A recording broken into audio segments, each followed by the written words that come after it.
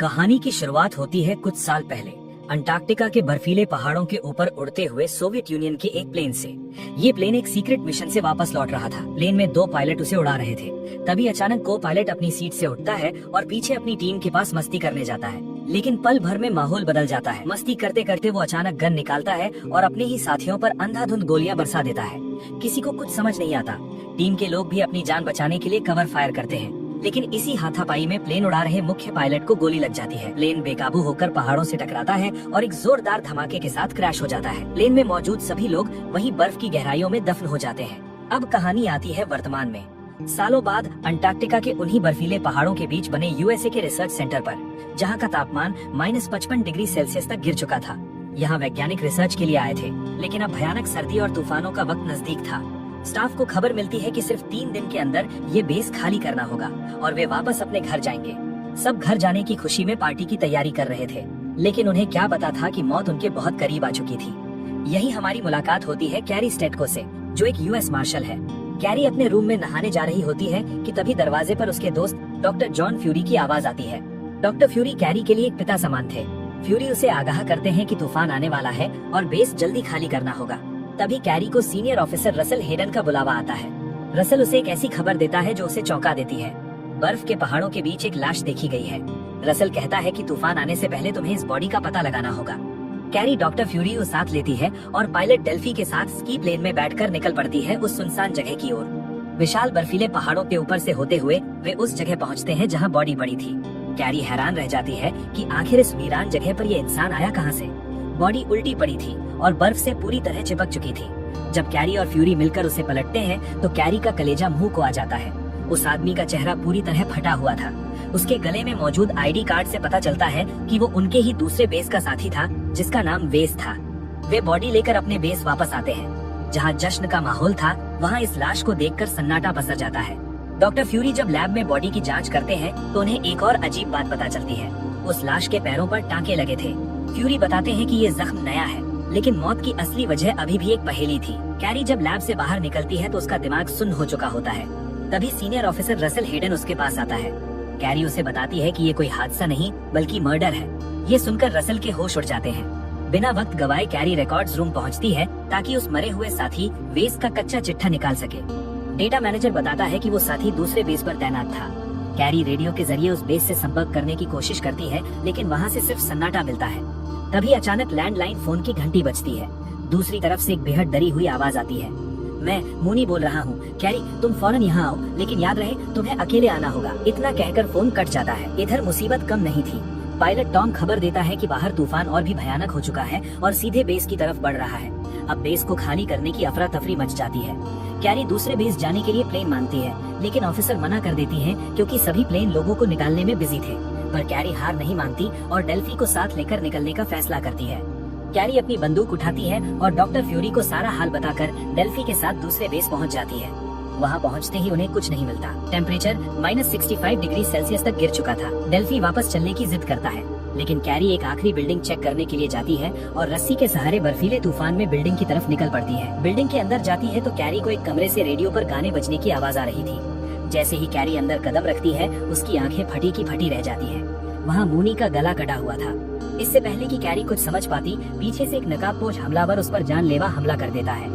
Carry किसी तरह खुद को बचाकर उस बिल्डिंग से बाहर भागती है, लेकिन बाहर का मंजर और भी खौफनाक था। तेज हवाओं के बीच वो हमलावर कैरी को पकड़ लेता है। चीना झपटी में कैरी की आइस प्लेट टूट जाती है और उसकी बंदूक भी बर्फ में कहीं गिर जाती है। अब कैरी पूरी तरह निहत्थी थी। वो अपनी जान बचाने के लिए रस्सी के सहारे वापस डेल्फी की बिल्डिंग की तरफ भागती है और दरवाजा बंद करने की कोशिश करती है। तभी बाहर से हमलावर दरवाजा पकड़ लेता है, लेकिन कैरी अपनी पूरी ताकत लगाकर दरवाजा बंद कर देती है और वहीं बेहोश होकर गिर जाती है। कुछ घंटों बाद जब कैरी को होश आता है तो वो बहुत घबरा जाती है, जैसे वो हमलावर अब भी उसके सामने हो।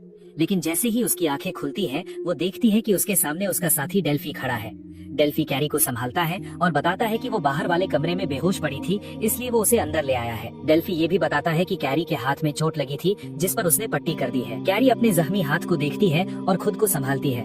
वो तुरंत एक बंदूक उठाती है और उसी नकाबपोश हमलावर का पता लगाने के लिए आगे बढ़ती है। जैसे ही वो अंदर के कमरे में पहुंचती है, उसे वहाँ कोई छिपा हुआ दिखता है। कैरी बिना सोचे समझे उस पर बंदूक तान देती है। तभी वो आदमी अपना आइडेंटिटी कार्ड दिखाता है और बताता है कि उसका नाम रॉबर्ट प्राइस है और वो एक CIA एजेंट है। डेल्फी लाइट ऑन करता है और रॉबर्ट कैरी को समझाता है कि अमेरिका ने उसे इसी मर्डर केस की जांच के लिए भेजा है और वो उसका साथी है। रॉबर्ट की बात सुनकर कैरी अपनी बंदूक नीचे कर लेती है। कैरी और रॉबर्ट मर्डर के बारे में बात करते हैं। रॉबर्ट बताता है कि उन्हें एक और बेस पर जाना होगा क्योंकि वहाँ से भी कोई रेडियो सिग्नल नहीं मिल रहा है, जिसका मतलब है कि वहाँ कुछ बहुत गलत हुआ है। कैरी को रॉबर्ट पर थोड़ा यकीन होता है। फिर कैरी, रॉबर्ट और डेल्फी तीसरे बेस की तरफ निकल जाते हैं, लेकिन कैरी के मन में अभी भी एक डर था। उसे रॉबर्ट पर पूरी तरह भरोसा नहीं था।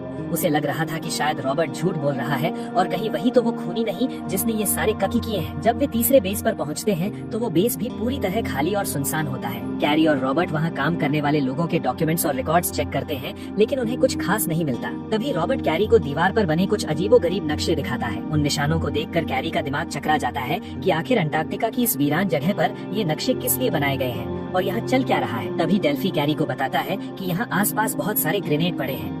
ये देखकर सब बुरी तरह डर जाते हैं। उन्हें समझ नहीं आता कि अंटार्कटिका के इस वीरान हिस्से में इतने हथियार कहाँ से आए हैं। ये सब और भी उलझता जा रहा था। आखिर में सब तय करते हैं कि रॉबर्ट को मिले उस नक्शे में जो जगह दिखाई गई है वहीं जाना चाहिए, शायद वहाँ कोई सुराग मिल जाए। वे सब बर्फ पर चलने वाली एक स्पेशल ट्रैक गाड़ी लेकर उस लोकेशन की तरफ निकल पड़ते हैं। चारों तरफ सिर्फ सफेद बर्फ का समंदर था। लंबे सफर के बाद कैरी नक्शा देखकर गाड़ी रुकवाती है, लेकिन जब वे नीचे उतरते हैं तो वहाँ कुछ नहीं था, सिर्फ अंतहीन बर्फ। रॉबर्ट और कैरी को कुछ समझ नहीं आता, लेकिन कैरी को यकीन था कि यहाँ कुछ तो गड़बड़ है। वो इधर उधर देखते हुए आगे बढ़ती है और गौर करती है कि यहाँ की बर्फ के साथ कुछ छेड़छाड़ की गई है। तभी अचानक कैरी का पैर धंसता है और वो बर्फ के नीचे बने गहरे खड्ड में गिर जाती है। रॉबर्ट और डेल्फी घबरा जाते हैं। डेल्फी फौरन रस्सी लेने के लिए गाड़ी की तरफ भागता है। नीचे गिरकर कैरी खुद को संभालती है। तभी उसकी नजर दीवार पर पड़ती है जहाँ ताज़ा खून लगा हुआ था। उसे एहसास होता है कि यहाँ कुछ बहुत बुरा हुआ है। फिर रस्सी के सहारे रॉबर्ट और डेल्फी भी नीचे उतरते हैं। वहाँ उन्हें एक सुरंग जैसा दरवाजा दिखता है। जैसे ही रॉबर्ट उसे खोलता है, सबके होश उड़ जाते हैं। वो कोई सुरंग नहीं बल्कि एक पुराना प्लेन था जो कई सालों पहले गायब हो गया था। जब वे प्लेन के अंदर जाकर छानबीन करते हैं तो कैरी की आंखें फटी की फटी रह जाती हैं। वहाँ एक लाश पड़ी थी जिसे गोली मारी गई थी। थोड़ा और आगे बढ़ने पर उन्हें और भी कई लाशें मिलती हैं। कॉकपिट में पायलट की बॉडी भी गोलियों से छलनी थी। कैरी समझ जाती है कि इस प्लेन के अंदर सबने एक दूसरे को मारा है, लेकिन क्यों? तभी रॉबर्ट को प्लेन के फर्श पर ताज़ा खून मिलता है। कैरी समझ जाती है कि ये खून वेस का है जिसकी लाश उन्हें पहले मिली थी। इसका मतलब वेस मरने से पहले यहाँ आया था। रॉबर्ट वहाँ पड़ा एक खाली बॉक्स दिखाता है और बताता है कि इसमें से कुछ निकाला गया है। अब कैरी को रॉबर्ट पर शक होने लगता है तो रॉबर्ट अपनी असलियत बताता है। वो कहता है, मुझे अंटार्कटिका में एक सीक्रेट मिशन पर भेजा गया है क्योंकि सरकार को खबर मिली थी कि यहाँ कुछ अवैध चल रहा है। शायद इस बॉक्स में न्यूक्लियर मटेरियल था। कैरी ये सुनकर दंग रह जाती है, लेकिन तभी एक भयानक आवाज आती है। जिस रास्ते से वे अंदर आए थे वो रास्ता बर्फ धंसने की वजह से बंद होने लगता है। डेल्फी चिल्लाता है, लेकिन तब तक बर्फ प्लेन के दरवाजे तक आ जाती है। अब उनके बाहर निकलने का कोई रास्ता नहीं बचा था। ऑक्सीजन कम हो रही थी और कैरी के रेडियो में सिग्नल भी गायब हो गए थे। कैरी पूरी तरह टूट चुकी थी और एक कोने में बैठकर भगवान को याद करने लगती है कि शायद अब वही उन्हें बचा सकते हैं। तभी रॉबर्ट को एक उम्मीद दिखती है, इमरजेंसी एग्जिट। रॉबर्ट कहता है कि हम ब्लास्ट करके बाहर निकल सकते हैं, लेकिन पायलट डेल्फी उसे रोकता है क्योंकि ब्लास्ट से सबकी जान जा सकती है। मगर रॉबर्ट के पास और कोई रास्ता नहीं था। रॉबर्ट कैरी के रेडियो की बैटरी का इस्तेमाल करके एक धमाका करता है। प्लेन का रास्ता खुल जाता है और तीनों साथी मौत के मुंह से निकलकर अपनी ट्रैक व्हीकल तक पहुंचते हैं, लेकिन किस्मत वहां भी साथ नहीं देती। ठंड की वजह से गाड़ी स्टार्ट नहीं हो रही थी। डेल्फी हार नहीं मानता और आखिरकार इंजन गरज उठता है। डेल्फी के साथ स्की प्लेन में बैठ बेस पहुंच जाते हैं। कैरी अपने ऑफिस में प्लेन क्रैश का डेटा ढूंढती है, मगर उसे कुछ नहीं मिलता। तभी स्टेशन ऑफिसर रसल उसे टोकता है, तुम पहले डॉक्टर फ्यूरी से अपने हाथ का इलाज करवाना चाहिए। कैरी स्टेशन ऑफिसर रसल की बात सुनकर कैरी डॉक्टर फ्यूरी के पास जाती है। जब फ्यूरी उसके हाथ की पट्टी खोलता है तो सबके होश उड़ जाते हैं। कैरी की 2 उंगलियां फ्रॉस्ट बाइट की वजह से पूरी तरह काली पड़कर सड़ चुकी थीं। फ्यूरी भारी दिल से कहता है, कैरी इनको काटना होगा वरना इन्फेक्शन पूरे हाथ में फैल जाएगा। कैरी टूट जाती है, मगर मौत से लड़ने के लिए उसे अपनी उंगलियां कुर्बान करनी पड़ती है। डॉक्टर फ्यूरी ऑपरेशन थिएटर में उसकी उंगलियां काट देता है। बेस पर अफरा तफरी मची है क्योंकि महातूफान सिर पर है और बेस खाली करने का वक्त आ गया है। कैरी अपने कमरे में दुखी बैठी है कि कातिल अभी भी आजाद है। रॉबर्ट उसे हौसला देता है। तभी रेडियो पर एक ऐसी खबर आती है जो कैरी के अंदर फिर से जान फूंक देती है। मूनी के बेस का एक साइंटिस्ट अभी भी जिंदा है और वो हमारे इसी बेस पर छिपा है। कैरी और रॉबर्ट उसे ढूंढने निकलते हैं। कैरी अपने ऑफिस पहुंचती है और अपने लॉकअप से गन लेने ही वाली होती है। तभी कैरी देखती है कि वही साइंटिस्ट हाथ में चाकू लिए हुए उसी के ऑफिस के कोने में डरा सहमा छिपा हुआ है। कैरी उसे समझाती है, तुम डरो मत, मैं तुम्हें कुछ नहीं होने दूंगी। तुम मुझे बताओ तुम्हारे बेस पर क्या हुआ। कैरी की बातों को सुनकर वो सच बोलने लगता है। वो बताता है कि उनकी टीम ने प्लेन ढूंढ लिया था और जैसे ही उन्होंने एक बॉक्स खोला तो उसमें, इससे आगे कुछ बोलता उससे पहले ही ऑफिस के बाहर से डॉक्टर फ्यूरी की आवाज आती है और अचानक डॉक्टर फ्यूरी ऑफिस में दाखिल हो जाता है। साइंटिस्ट उसे देखकर ऐसे डर जाता है जैसे उसने मौत देख ली हो। वो बिना सोचे समझे ऑफिस से भाग निकलता है और खुद को एक कमरे में लॉक कर लेता है। साइंटिस्ट बुरी तरह डरा हुआ था, वो कैरी की एक भी नहीं सुनता। तभी उस कमरे के दूसरे गेट से वही नकाबपोश कातिल अंदर आ जाता है जिसने पहले कैरी पर हमला किया था। कैरी कमरे के बाहर से ये सब देख रही होती है। वो खूनी साइंटिस्ट पर पीछे से एक तेज धार वाले हथियार से हमला कर देता है, लेकिन साइंटिस्ट हार नहीं मानता। वो खूनी को जोरदार धक्का देता है जिससे दोनों बेस के बाहर गिर जाते हैं। बाहर बर्फीले तूफान की हवा इतनी तेज थी कि वहाँ खड़ा रहना भी मुमकिन नहीं था। गिरने की वजह से खूनी का हथियार सीढ़ियों पर अटक जाता है। जब तक वो हथियार को निकालने की कोशिश करता है, साइंटिस्ट दूर भागने लगता है। कैरी भी साइंटिस्ट को बचाने के लिए गेट तोड़कर बाहर निकलती है। कैरी तूफानी हवा से बचने के लिए कोट पहनती है, लेकिन खूनी की नजर कैरी पर पड़ जाती है। वो अपना हथियार वहीं छोड़ देता है और साइंटिस्ट के पीछे भागता है। साइंटिस्ट जख्मी था, इसलिए वो ज्यादा दूर नहीं जा पाता। खूनी उसे दबोच लेता है और बेरहमी से उसकी गर्दन तोड़कर उसे मार देता है। कैरी ये देखकर गुस्से से पागल हो जाती है और खूनी के सिर पर ताबड़तोड़ वार करती है। वो उसे खूनी जान से मारने ही वाली होती है कि तभी कैरी को रॉबर्ट रोक लेता है, क्योंकि अभी मर्डर की वजह जानना जरूरी था। जब वे खूनी को बेस के अंदर लाकर उसका नकाब हटाते हैं तो रॉबर्ट और कैरी के होश उड़ जाते हैं। वो कोई और नहीं बल्कि उन्हीं के बेस का एक पायलट था जो टॉम के नाम से रह रहा था। कैरी और रॉबर्ट टॉम से उन कत्लों और बर्फ में दबे उस रहस्यमयी प्लेन के बारे में पूछते हैं। कैरी और रॉबर्ट जानना चाहते थे कि आखिर उस बॉक्स में क्या था जिसके लिए इतने लोगों को मारा गया।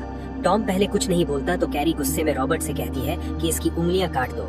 दर्द के डर से खूनी टॉम टूट जाता है और बताता है कि उसका असली नाम यूरी है और जो सामान उस प्लेन के बॉक्स से निकाला गया था वो मेरे कमरे में है। कैरी और रॉबर्ट यूरी को एक बड़े कमरे में बंद कर देते हैं। तभी स्टेशन ऑफिसर रसल वहां आता है और वार्निंग देता है कि तूफान बेस तक पहुंचने वाला है। उनके पास निकलने के लिए सिर्फ 10 मिनट है, उसके बाद प्लेन उड़ान भर लेगा। कैरी को रसल से सिर्फ 10 मिनट मिलते हैं और वो यूरी के कमरे की तरफ भागती है, जबकि रसल बाकी टीम को लेकर प्लेन की तरफ निकल जाता है। कैरी पूरा कमरा छान मारती है, लेकिन उसे कुछ नहीं मिलता। कैरी गुस्से में वापस यूरी के पास जाती है, मगर कमरे का मंजर देखकर कैरी सन्न रह जाती है। यूरी वहाँ से भाग चुका था। कैरी अपनी गन निकालती है और खूनी यूरी को ढूंढने के लिए निकलती है। तभी कैरी को अपना साथी पायलट डेल्फी मिलता है जो खून से लथपथ और बुरी तरह जख्मी था। कैरी समझ जाती है कि ये भी यूरी का ही काम है। तभी पीछे से किसी की आहट होती है। कैरी गन तान देती है, पर वो रॉबर्ट था जो डेल्फी के लिए पट्टियां लेकर आया था। कैरी फौरन डॉक्टर फ्यूरी को कॉल करती है। डॉक्टर फ्यूरी जो प्लेन में बैठ चुके थे, डेल्फी की हालत सुनकर अपनी जान जोखिम में डालकर वापस बेस की तरफ आते हैं। डेल्फी अपनी आखिरी सांसें गिन रहा था। तभी कैरी के रेडियो पर रसल की चीखती हुई आवाज आती है, कैरी तुम्हें जल्दी आना होगा, प्लेन उड़ान भरने वाला है। अगर तुम अभी नहीं पहुंची तो तुम सब इस अंटार्कटिका के सफेद नर्क में अगले 6 महीनों के लिए फंस जाओगे। लेकिन कैरी रसल को बताती है कि खूनी यूरी ने डेल्फी पर हमला कर दिया है और वो भाग चुका है। कैरी अपनी जान की परवाह किए बिना बेस पर रुकने का फैसला करती है। रसेल बाकी बेस की टीम को लेकर प्लेन उड़ा देता है। अब बेस पर सिर्फ कैरी, रॉबर्ट, डॉक्टर फ्यूरी और जख्मी डेल्फी बचे थे। डॉक्टर फ्यूरी डेल्फी को क्लिनिक ले जाने की तैयारी करते हैं ताकि डेल्फी की जान बचाई जा सके। तभी कैरी की नजर स्की प्लेन की चाबियों पर पड़ती है और उसका माथा ठनकता है। वो रॉबर्ट को बताती है कि यूरी एक पायलट है और वो तूफान आने से पहले यहाँ से भागने के लिए स्की प्लेन की चाबियां ले गया है। कैरी और रॉबर्ट उसे पकड़ने के लिए कड़कड़ाती ठंड में बाहर निकलते हैं। बाहर का मंजर रोंगटे खड़े कर देने वाला था। हवा इतनी तेज थी कि इंसान का खड़ा रहना नामुमकिन था। कैरी और रॉबर्ट एक रस्सी के सहारे खुद को रस्सी से जोड़कर आगे बढ़ते हैं। यूरी पहले ही स्की प्लेन तक पहुंच चुका था। जब यूरी पीछे मुड़कर देखता है तो उसे कैरी और रॉबर्ट अपनी ओर आते दिखाई देते हैं। कैरी और रॉबर्ट गन तानकर प्लेन के अंदर घुसते हैं, लेकिन प्लेन खाली था। यूरी तूफान का फायदा उठाकर प्लेन से बाहर निकल गया था और वापस बेस की तरफ भाग रहा था। कैरी बताती है, जल्दी चलो रॉबर्ट, वरना यूरी बेस को अंदर से लॉक कर देगा और हम बाहर ही जमकर मर जाएंगे। तूफान अब और भी भयानक हो चुका था। कैरी बार बार गिर रही थी, लेकिन किसी तरह रस्सी को पकड़कर वे बेस तक पहुंचते हैं। मगर अफसोस, यूरी ने बेस के गेट को पहले ही लॉक कर दिया था। कैरी और रॉबर्ट अलग अलग गेट्स की तरफ भागते हैं। जैसे ही कैरी रस्सी के सहारे गेट नंबर 2 की ओर बढ़ती है, कैरी को महसूस होता है कि कोई पीछे से उसकी रस्सी खींच रहा है, और वो कोई और नहीं, खूनी यूरी था जो अभी भी बेस के बाहर घात लगाए बैठा था। तूफान के जोरदार झोंके से कैरी गिर जाती है। यूरी अपना हथियार लेकर उसकी ओर बढ़ता है। इससे पहले कि कैरी कुछ कर पाती, उसकी गन बर्फ में कहीं खो जाती है। वो अपनी जान बचाने के लिए घुटनों के बल भागती है। उसे एक लोहे का नुकीला पाइप मिलता है और वो यूरी पर वार करती है, लेकिन यूरी के भारी विंटर कोट की वजह से उसे कुछ नहीं होता। जैसे ही यूरी कैरी पर आखिरी वार करने वाला होता है, तभी पीछे से रॉबर्ट आ जाता है और यूरी को नीचे गिरा देता है। तूफान के बीच एक दूसरे से रस्सी से बंधे हुए दोनों के बीच खूनी लड़ाई शुरू हो जाती है। यूरी रॉबर्ट को मारने के लिए अपने तेज हथियार से हमला करता है, लेकिन रॉबर्ट बच जाता है। रॉबर्ट को मौका मिल जाता है, वो यूरी के कमर पर बंधा हुआ सुरक्षा बेल्ट खोल देता है। बेल्ट खुलते ही यूरी किसी तिनके की तरह उस भयानक बर्फीले तूफान में उड़ जाता है और हमेशा के लिए मौत की गोद में सो जाता है। कैरी और रॉबर्ट किसी तरह लड़खड़ाते हुए बेस का गेट तोड़कर अंदर पहुंचते हैं। उनके हाथ में वो बैग था जिसे यूरी उस रहस्यमय प्लेन से लाया था। रॉबर्ट को शक था कि इसमें सोवियत सरकार का न्यूक्लियर मटेरियल है, जिसे खोलना खुद मौत को दावत देना था। लेकिन कैरी जोखिम उठाती है और उस बैग को खोलती है। अंदर तो छोटे छोटे डिब्बों में जेली बीन्स निकलती है। कैरी और रॉबर्ट दंग रह जाते हैं। इसका मतलब यूरी के पास असली माल नहीं था। रॉबर्ट कहता है कि जरूर यूरी का कोई और पार्टनर है जिसने उसे धोखा दिया और बाकी टीम के साथ प्लेन में भाग गया होगा। कैरी तुरंत ऑफिसर रसेल को कॉल करती है। रसेल बताता है कि प्लेन में ऐसा कुछ नहीं है, लेकिन वे बेस की कुछ जगहों को चेक करना भूल गए थे। कैरी रसेल से उन जगहों की लिस्ट मांगती है। लिस्ट चेक करते ही कैरी का माथा ठनकता है। साइंस रूम, मेडिकल लैब की चेकिंग नहीं हुई थी। कैरी अकेले ही टॉर्च लेकर उस अंधेरे कमरे में पहुंचती है। वहां उसे एक टेबल पर वही पहली लाश वाइस की बॉडी मिलती है जो उसे सुनसान बर्फ पर मिली थी। कैरी गौर से उस लाश के पैर पर लगे स्टिचेस, टांकों को देखती है। उसे अचानक अपनी कटी हुई उंगलियों पर लगे टांके याद आते हैं। टांके लगाने का अनोखा तरीका बिल्कुल वैसा ही था जैसा डॉक्टर फ्यूरी ने कैरी के हाथ पर इस्तेमाल किया था। कैरी के पैरों तले जमीन खिसक जाती है। ये टांके डॉक्टर फ्यूरी ने ही लगाए थे। इसका मतलब जब वाइस जिंदा था तब डॉक्टर फ्यूरी उसके साथ थे और बाद में फ्यूरी ने ही उसे मारा। कैरी को याद आता है कि जब वो मूनी के पास गई थी तब कैरी ने सिर्फ डॉक्टर फ्यूरी को ही बताया था कि वो एक बेस से दूसरे बेस पर जा रही है, और उसी दौरान फ्यूरी ने मूनी का कत्ल करवा दिया ताकि सच्चाई सामने न आ सके। तभी कैरी को एक और लाश मिलती है जिसके टांके ताज़ा थे। कैरी को शक होता है कि शायद बॉडी के अंदर न्यूक्लियर मटेरियल छुपाया हुआ है। जैसे ही कैरी उन टांकों को खोलती है, कैरी को बॉडी के अंदर पॉलिथीन में पैक किया हुआ कुछ सामान मिलता है, लेकिन पॉलिथीन में न्यूक्लियर मटेरियल नहीं था। कैरी पॉलिथीन को ध्यान से देखती है, तभी अंधेरे से एक भारी आवाज आती है। ये हीरे हैं कैरी, बहुत कीमती हीरे। वो डॉक्टर फ्यूरी थे। डॉक्टर फ्यूरी ने कबूल किया कि सालों पहले उस सोवियत प्लेन में इन्हीं हीरों के लिए पूरी टीम ने एक दूसरे को मार दिया था। और फिर कुछ साल बाद जब उनके साथी वैज्ञानिकों को उस प्लेन का पता चला तो हीरो के लालच में डॉक्टर फ्यूरी ने सभी वैज्ञानिकों को मरवा दिया। कैरी चिल्लाती है, आपने हीरो के लालच में मुझे धोखा दिया। फ्यूरी कहता है, मैंने हमेशा देश के लिए काम किया, पर देश ने मुझे कुछ नहीं दिया। अब मैं खुद के लिए जीना चाहता हूँ। कैरी की आंखों में आंसू थे, लेकिन उसकी आवाज में एक चट्टान जैसी मजबूती थी। वो अपने पिता समान डॉक्टर फ्यूरी से कांपती हुई आवाज में कहती है, डॉक्टर, मुझे आपको गिरफ्तार करना होगा। फ्यूरी जानते थे कि अब बच निकलने का कोई रास्ता नहीं है और न ही वो कैरी की नजरों में कभी पहले जैसे बन पाएंगे। वे धीरे धीरे बेस के गेट की तरफ बढ़ते हैं और मुड़कर कैरी को आखिरी बार देखते हैं। फ्यूरी को धीमी आवाज में कहते हैं, अपना ध्यान रखना कैरी, मैं अब हमेशा के लिए जा रहा हूँ। इतना बोलते ही वे भारी गेट खोल देते हैं। बाहर इंतजार कर रहा -65 डिग्री सेल्सियस का बर्फीला तूफान उन्हें पल भर में अपनी आगोश में ले लेता है। फ्यूरी ने आत्मसमर्पण करने के बजाय उस सफेद नर्क में अपनी जान देना बेहतर समझा। कैरी बस बेबस होकर उन्हें जाते हुए देखती रह जाती है। 6 महीने बाद अंटार्कटिका का वो खौफनाक मंजर अब शांत हो चुका था। पूरा बेस सुनसान पड़ा था। रॉबर्ट और डेल्फी, जो पिछले 6 महीनों से इस बेस पर फंसे हुए थे, अब राहत की सांस ले रहे थे। वे दोनों एक बॉल से खेल रहे होते हैं और अपनी आजादी का इंतजार करते हैं। तभी कैरी वहाँ आती है और रॉबर्ट के साथ मस्ती करती है। मौत के साए से निकलकर अब उनकी जिंदगी में थोड़ी मुस्कुराहट लौट आई थी। कैरी अपने ऑफिस जाती है और कंप्यूटर ऑन करती है। वो यूएस मार्शल सर्विस को एक ईमेल लिखती है। उसका शरीर और आत्मा इस ठंड और धोखे से थक चुकी थी। कैरी ईमेल में अपना ट्रांसफर किसी ऐसी जगह मांगती है जहां बर्फ न हो बल्कि चिलचिलाती धूप और गर्मी हो। ईमेल सेंड करने के बाद कैरी बेस से बाहर आती है। अब वो बर्फीला तूफान पूरी तरह खत्म हो चुका था। वो इस पूरे अंटार्कटिका केस को, उन हीरो को और डॉक्टर फ्यूरी को याद करती है। एक आखिरी नजर उस सफेद रेगिस्तान पर डालकर कैरी हमेशा के लिए अंटार्कटिका को छोड़कर अपनी नई मंजिल की ओर निकल जाती है। यही इस कहानी का अंत होता है।